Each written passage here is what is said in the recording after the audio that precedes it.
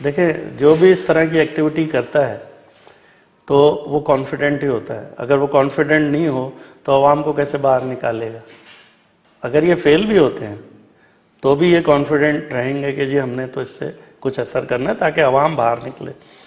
अब मैं इसके फैक्ट्स आपको बता देता हूँ जो बज़ाहिर नज़र आ रहा है और जो हमारे टीवी में आते हैं बड़े बड़े तज्जिया निगार, और उसमें डिफेंस के भी तज्जिया निगार फौजी आते हैं और पॉलिटिकल बात कर रहे होते हैं, उनके लिहाज से तो ये टोटल फ्लॉप हो जाएगा। ये नहीं होगा, मान लॉन्ग मार्च से नो कॉन्फिडेंस नहीं आएगा। मगर जो बज़ाहिर नज़र आ रहा है वो होगा नहीं, और जो नज़र नहीं आ रहा वो होगा। देखिए, ये प्लानिंग एक पहले 4 महीने से चल रही थी। अगर आप 3 महीने पहले का एक जरदारी साहब देखिए, जरदारी साहब इस वक्त के सिनेरियो में बहुत बड़े किंग हैं पॉलिटिक्स के, और उनको अल्लाह मियां ने ऐसी सलाहियत दी है कि वो हर काम कर सकते हैं। तो उनका अगर आप एक बयान देखें, उन्होंने एक दफ़ा कहा था कि मुझसे कहते हैं फार्मूला बनाओ, और मैं कहता हूँ कोई फार्मूला नहीं होगा। ठीक है, अब याद रखिएगा ये बात।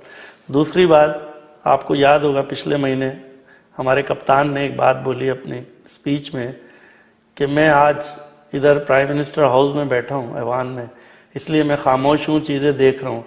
अगर मैं बाहर चला गया रोडों पे तो मुझसे ख़तरनाक कोई भी नहीं होगा। फिर वहीं पे कहते हैं कि मुझसे कहते हैं ऑपोजिशन लीडर से बात करो, मैं कैसे बात करूं, मैं तो बात नहीं करूंगा। और देखिए, ये वो जगह है जहां पर हमारी एस्टेब्लिशमेंट किसी इंडिया की तो नहीं है ना, पाकिस्तान की है। और जैसे मैं एक बात सोचता हूँ वैसे वो भी सोचते हैं, आप सोचते हैं, उन्हें भी उतनी मुल्क की फिक्र है और उतना ही वो अच्छा चाहते हैं कि मुल्क अच्छा हो। और याद रखिएगा, जिस मुल्क की मईशत अच्छी नहीं हो उसकी सिक्योरिटी भी अच्छी नहीं होती। ये बाजवा साहब ने खुद एक तकरीर में कहा था कि जिस मुल्क की मईशत अच्छी हो उसकी सिक्योरिटी अच्छी होती है। मईशत हमारी बर्बाद हो जाए तो हमारी सिक्योरिटी कैसे अच्छी रहेगी। अल्लाह ना करे कल को कोई जंग होती है तो किस तरह हम स्टेबल होंगे। तो फौज को भी उतनी फिक्र है। अब देखें, जो कैलकुलेशन उन्होंने की थी उसके हिसाब से टोटल ये बाउंस बैक हो गया। और अगर आज की डेट में आप देखें, अगर 10 लोगों से पूछें आप कि इमरान के बारे में, तो इमरान से ज़्यादा अब लोग क्रिटिसाइज कर रहे हैं इस्टेब्लिशमेंट को जो लेके आई थी, और अब सारा गंद उनकी तरफ जा रहा है। तो वो भी सोच रहे हैं, उनका भी एक पूरा यूनिट है, बैठ के रोज़ के तज्जिया करते हैं क्या हो रहा है मुल्क में, किस तरह चल रहा है, क्या हो रहा है। तो उन्होंने काफ़ी इसको मौके दिए, और कहाँ से मौके दे रहे हैं अगर आप याद करें, ISI की जिस वक्त ट्रांसफ़र रोकी थी इमरान ने, उस वक्त से इसे बार बार बुलाते हैं। आप देखते होंगे टीवी में जाते हैं तो क्या मास्क देखने जाता है उनका, ये मास्क का साइज देखने जाता है, कोई तो बात होती है जो बुलाते हो। वहाँ से इसको मैसेज आने शुरू हो गए थे कि इमरान 2 सूरतें हैं, मईशत ठीक होने की, और याद रखिए मईशत सिर्फ उस वक्त सही होती है जब मुल्क में पॉलिटिकल स्टेबिलिटी हो। और आपके ख्याल में जो अपोजिशन है ये इमरान को हटाना चाहती है? नहीं, इसलिए कि अगर इमरान हट जाए, आज हट जाए, तो भी इसके पास 50-60 सीटें दोबारा आ जाएंगी। आज भी इसके चाहने वाले हैं। ठीक है, अगर ये फर्स्ट डे जिस दिन इलेक्शन हुए थे उसके फर्स्ट डे फजलुर रहमान ने कहा था हम हटा दें, ये हटा सकते थे। अगर ये हटा देते तो इमरान अगले इलेक्शन में 2/3 से स्वीप करता। इसलिए नहीं हटाया कि उनको समझ थी कि ये फास्ट बॉलर है, इसकी सुई अटकेगी, और अटकती है। आप देख लें, जितने फास्ट बॉलर होते हैं वो मेंटल हो जाते हैं 1 मिनट में ना। इसकी सुई अटकेगी और ये अपनी हार नहीं मानेगा। ये पहले दिन से बोलता है हार नहीं मानो। ठीक है, और पॉलिटिक्स एक ऐसी चीज़ है जिसमें इतना फ्लेक्सिबल होना पड़ता है इंसान को कि उसको नज़र आता है कि मेरा जानी दुश्मन था, मगर उससे मिलना पड़ता है। याद करें, जिसको कातिल बोलते थे मिलते हैं उनसे, जिसको बोलते थे डाकू मिलते हैं उनसे, जिसको बोलते थे चपड़ासी उससे मिलते हैं। पॉलिटिक्स नाम ही है फ्लेक्सिबिलिटी। और फौज इसको बार बार ये बात कह रही है इस्टेब्लिशमेंट कि तुम ऑपोजिशन से बात करो, मईशत का एक एजेंडा बनाओ और पहले मईशत को सही करो, फिर ये चोर डाकू जो भी है इनको पकड़ना है, नैब चलानी है, ये अलग मसला है। पहले उनको अपने साथ मिलाओ, कुछ एजेंडे पे बात रखो। और इसकी समझ में नहीं आ रहा है, ये हाथ मिलाने को तैयार नहीं है। और मैंने दुनिया के बड़े बड़े कोर्स किए हैं ह्यूमन रिसोर्स में। एक बात याद रखिएगा हमेशा जब भी आप कोई फैक्ट्री चला रहे हैं, कोई ऑर्गेनाइजेशन चला रहे हैं और वहाँ आपका स्टाफ रिटेलिएट करता है किसी बात पे या जोर लगाता है, तो आप ये समझ लें वो उस दिन के इवेंट पे नहीं लगा रहा। नंबर ऑफ इवेंट्स होते हैं, फिर जाके एक दिन उस जब भड़ास बन जाती है तो फटता है। देखिए ये जो इनकी 27 फरवरी वाली मार्च है पीपल्स पार्टी की, ये तो एक ऑप्टिक है। ऑप्टिक मीन्स के उसने अपनी भी तो बात रखनी थी ना। अगर इनकी बात मान लेता तो पीपल्स पार्टी को कितना बैक लगता। कंप्लीटली वहीं से आ रही है और ये इन्होंने अपना ऑप्टिक किया है कि हम भी लॉन्ग मार्च निकाल सकते हैं, जबकि आपको पता है सिवाय सिंध के पीपल्स पार्टी की स्ट्रेंथ नहीं है अभी किसी मुल्क में और जगह पे। तो उसने अपना ऑप्टिक्स करना है। ये 27 को वहाँ जाएंगे, 8 तारीख तक वहाँ रहेंगे और असल जो मार्च है वो 23 मार्च की है और वो होनी। देखिए दावे तो इमरान खान भी कह रहे हैं 2023 का इलेक्शन में जीतूंगा। आप भी समझदार हैं, जाते हैं रोडों पे गलियों में, आपके ख्याल में जीत सकता है? जो हालात हैं सब मईशत के, नहीं जीत सकता। मगर पार्टी बोलती है कि हम जीत सकते हैं और इन्होंने सिर्फ 23 मार्च को होने नहीं देंगे, उससे पहले ही जो इन्होंने प्लानिंग की है वो बड़ी अच्छी प्लानिंग की है। और उसमें जो एक 70 साल से हमारे एस्टेब्लिशमेंट पे एक दाग आता था कि ये मिली हुई है, ये करती है, ये काफ लीग बनाती है, ये फलाने किंग पार्टी बनाती है, वो भी इस दफ़ा धो देगी फौज।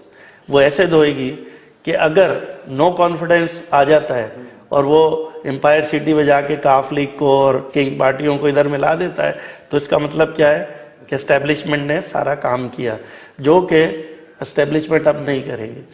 अब वाहिद तरीका ये रह गया जिसमें एस्टेब्लिशमेंट भी इन्वॉल्व नहीं होगी, सिर्फ ऑपोजिशन अपने कंधे पे एक काम करेगी। आप अगर कैलकुलेशन करें पीपल्स पार्टी, और पीपल्स पार्टी एग्री हुई है इस्तीफे पे, जब तो शहबाज शरीफ के घर आए, जब तो नवाज शरीफ को बोला अब तुम कर लो जो करना है तुमने, हम धरने से पहले इलेक्शन मतलब धरने से पहले इस्तीफे दे देंगे। अब ये अगर टोटल इस्तीफे देते हैं तो 450-500 इनके बनते हैं सारों के मिला के, और 50-60 ये जो पीटीआई के मुनरिफ लोग हैं, अगर वो अगेंस्ट वोट देते हैं नो कॉन्फिडेंस में तो डिफॉल्ट हो जाएंगे, अदम एतमाद तो लाएंगे नहीं, सीधे सीधे इस्तीफे जैसे ही जाएंगे। इलेक्शन कमीशन ये कहेगा, कॉमन सेंस है कि 600 इलेक्शन में नहीं करा सकता, ना मेरे पास बजट है, ना मैं इतनी जल्दी इसको अरेंज कर सकता। सुप्रीम कोर्ट मार्च, अप्रैल, मई, डेट याद रखिएगा, मई में डिसाइड होगा कि इलेक्शन नहीं हो, इलेक्शन होंगे जनरल इलेक्शन, और उसके लिए केयर टेकर गवर्नमेंट बनेगी, और वो कौन बनाएगा? Supreme court. इसलिए याद करें, मैं ऑपोजिशन लीडर से नहीं मिलूंगा, आपको केयर टेकर बनाने के लिए ऑपोजिशन लीडर से बात करनी जरूरी है, और इसने मना कर दिया मैं नहीं करूंगा बात, तो फिर लामाला सुप्रीम कोर्ट केयर टेकर बनाएगी। कुछ इसके इलेक्शन के इन्हें इस्लाहत करने, वो करके, और अक्टूबर में इलेक्शन होंगे, अक्टूबर में इलेक्शन होंगे। देखें मुस्लिम लीग की है या नहीं है, मगर उसकी एक लॉजिक समझ लें। देखिए हमारी एस्टेब्लिशमेंट जब भी कोई काम करती है ना, वो उसका वर्स्ट केस भी अपने साथ रखती है कि अगर ये बात ऐसा ना हो तो क्या होगा। तो मुल्क भी उनका है ना, वो भी तो उसी तरह देखते हैं। अगर अक्टूबर में इलेक्शन होते हैं और पीटीआई दोबारा जीत जाती है, और एस्टेब्लिशमेंट क्या ख्याल है उसकी वर्किंग रिलेशनशिप होगी किससे होगी? नए आने वालों से। अक्टूबर में आपके ये दोनों रिटायर हो जाएंगे, जो अक्टूबर में नए लोग आएंगे, और फौज की हमेशा ये ट्रेंड है कि जब रिजीम हट जाती है तो वो फिर वर्किंग रिलेशन बना लेती है अगले आने वाले से। अगर मुस्लिम लीग जीतती है तो भी जो नई रिजीम आएगी उसके रिलेशन बन जाएंगे, पीपल्स पार्टी जीतती है तो भी बन जाएंगे। इसलिए कि अभी नून लीग किसको बुरा भला कह रही है? देखिए कसूर तो नहीं है किसी का भी, हर पार्टी। अगर अभी ये लोग कोई एक्टिविटी नहीं करें तो रात दिन टीवी में लोग क्या बोलते हैं, ये तो नालायक ऑपोजिशन है। हुकूमत तो है ही नालायक, ऑपोजिशन भी नालायक है। बताएं क्या करे ऑपोजिशन? भाई अगर उसके पास वोट पूरे होते तो वो हुकूमत में नहीं होती। ऑपोजिशन का मतलब ये है कि वोट पूरे नहीं है, हुकूमत के पास पूरे हैं तो वो अपने बिल भी पास कराएगी, हर काम करेगी। नहीं ले सकती उस सूरत में कि एक अच्छा अमाउंट, बहुत ही सब्सटेंशियल अमाउंट पीटीआई का रिजाइन करके वोट खत्म कर दे, और उस वक्त देखिएगा जितनी ये किंग्स पार्टियां हैं ना, वो भी रिजाइन कर लेंगे। इसलिए मैं मिसाल देता हूँ एमक्यूएम को। एमक्यूएम इस वक्त अपने अवाम में जा सकती है जैसे हालात हैं। अवाम बोल रही है ना कि तुमने हुकूमत का साथ दिया था, यहाँ का लॉ एंड ऑर्डर देखो क्या है, यहाँ हमारी सड़कें और रोडों का क्या हाल है, बोलती है ना। तो क्या वो आखिरी वक्त तक पीटीआई का साथ देगी? नहीं देगी, वो बिल्कुल भी नहीं देगी। वो वक्त पे वो भी रिजाइन करेगी। क्या काफ लीग को इलेक्शन में नहीं जाना? उसे भी जाना है, उसे भी समझ आ रही है। अगर वो नो कॉन्फिडेंस में जाते हैं तो एक बदमज़गी होगी कि एस्टेब्लिशमेंट ने कराया। इस दफ़ा एस्टेब्लिशमेंट न्यूट्रल है। और याद रखें, एम्पायर का मतलब ही न्यूट्रल होता है। 100% न्यूट्रल है, 100% न्यूट्रल है। और उनको भी जब भी कोई चीज़ करते हैं उसके बाद उसको एनालाइज करते हैं कि इसमें क्या गलतियां थी, क्या अच्छाई थी, क्या बुराई थी। उनको भी काफ़ी चीज़ें एनालाइज हो गई हैं। काफ लीग तो एक छोटी सी पार्टी है, 5-6 सीटों की पार्टी है। सीटें तो है ना। और देखें जो ये अभी मुआहदे हो रहे हैं ना, याद रखिए जब भी मुआहदे होते हैं जो नजर आ रहा होता है वो नहीं हो रहा होता है, हो कुछ और हो रहा है। इस वक्त जितने मुआहदे हो रहे हैं, चाहे एमकेएम से हो रहे हैं, काफ लीग से हो रहे हैं, जहांगीर तरीन से हो रहे हैं, वो होता है ना कि आपको कितना हिस्सा चाहिए इसमें से, वो हिस्से का बंटवारा हो रहा है इनके साथ। काफ लीग ने अपना हिस्सा बता दिया कि ठीक है हम भी साथ दे देंगे रिजाइन में, हमें इतनी सीटों पे हमें टच नहीं करना। जहांगीर तरीन ने बता दिया है कि ये मेरे इतनी सीटें हैं, इधर तुम अपना कैंडिडेट नहीं खड़ा करोगे, ठीक है। एमक्यूएम ने बता दिया है कि ये सीटें हमारी हैं, इसमें तुम इंटरफेयर नहीं। इलेक्ट्रॉनिक मशीन चल ही नहीं सकती है। ये जिसने भी, एक लॉयर है, ठीक है, उसने पढ़ा है कानून, और उससे मैं पूछूं कि what is mass, what is speed, science की बात करूं, उसको समझ आएगी? नहीं आएगी ना। हमारे मुल्क की बदकिस्मती है कि हमारे साइंस और टेक्नोलॉजी का जो मिनिस्टर था चौधरी फहद साहब, वो वकील हैं, बातें करते हैं वो साइंस की, उन्हें साइंस के स्पेलिंग भी नहीं आते। और बात देखिए, दुनिया में जब भी कोई चीज़ आती है जिससे इंसान की ज़िंदगी का ताल्लुक हो, इंसान की सेहत का ताल्लुक हो, या अवाम पॉपुलेशन का ताल्लुक हो, उसको लाने से पहले वो चेक कर लेते हैं। मैं आपसे बोलूँ, मैं आज लाहौर जाऊँगा जहाज़ के ऊपर, हाँ, और आप कहें कि नहीं मैं तो गधा गाड़ी पे जाऊँगा, सेफ, कोई एक्सीडेंट के चांस नहीं है, तो मुझे पागल नहीं कहेंगे लोग कि गधा गाड़ी पे जा रहे हैं, जहाज़ में जाऊँ। मगर मैं जहाज़ पे जाऊँ और हर हफ्ते में, महीने में एक जहाज़ गिरे तो मैं जाऊँगा? फिर मैं नहीं जाऊँगा। तो जहाज़ गिरने से पहले जहाज़ का एक डाटा जमा होता है कि इतने जहाज़ चले थे और इतने सेफ चले, तो इंसान सेटिस्फाई हो। इसी तरह कोई ऐसी ड्रग आती है जिससे इंसानी जान का सवाल हो, तो उसको पहले क्लिनिकल ट्रायल से गुजारते हैं, 5 साल 10 साल, उसका वैलिडेशन एक लफ्ज़ है दुनिया में जो आया है। वो देखिए मेरे सर्टिफिकेट लगे हैं वैलिडेशन के, मैं सर्टिफाइड ऑडिटर हूँ ISO का। वैलिडेशन करें, वैलिडेशन का मतलब ये होता है कि ये मशीन है, ये सही चलती है और मुसलसल सही चलती है। ऐसी नहीं है कि 1 घंटे चले उसके बाद गड़बड़ करने लग जाए। वैलिडेशन का मतलब ये कि ये मशीन चल रही है सही और मुसलसल सही चल रही है। और वो कैसे साबित होता है? एविडेंस से। आप अभी ये हाईवे पे एक हुआ था, या नूर मुकद्दम केस ले लें आप, सबको पता था उसने मारा है, सेकंड डे क्यों नहीं जज ने उसको फांसी दे दी? इतना टाइम, इतने इसलिए कि जो भी काम करना है उसके साथ एविडेंस रखना ज़रूरी है। बगैर एविडेंस के कुछ नहीं होता है। आपने ये मशीन लानी है तो आपको एक एविडेंस देना पड़ेगा कि ये मशीन चलती है और सही चलती है, मुसलसल सही चल। अब वैलिडेशन कैसे होगा? वो हम जैसे किसी आदमी को आपको देना होगा, ISO के कंसल्टेंट को देना होगा, वो सिनेरियो बनाएगा एक हल्के। इन्होंने कहा हमने पायलट प्रोजेक्ट कर लिया। पायलट प्रोजेक्ट से वैलिडेशन नहीं होती। वैलिडेशन का पहले एक प्रोटोकॉल लिखना होता है कि ये मशीन हम चलाएंगे, इसके अंदर इतने 1000 वोट डालेंगे, मशीन की मिसाल दे रहा हूँ, और उन वोटों को चेक करेंगे। 10,000 वोट डालेंगे, उसमें से 5,000 हम नून लीग को डालेंगे, 1,000 पीपल्स पार्टी को डालेंगे और 1,000 इसको पहले से बता देंगे, और फिर मशीन में डालेंगे और फिर उसके रिजल्ट को चेक करेंगे कि मैच कर रहा है कि नहीं कर रहा है। This is called the validation.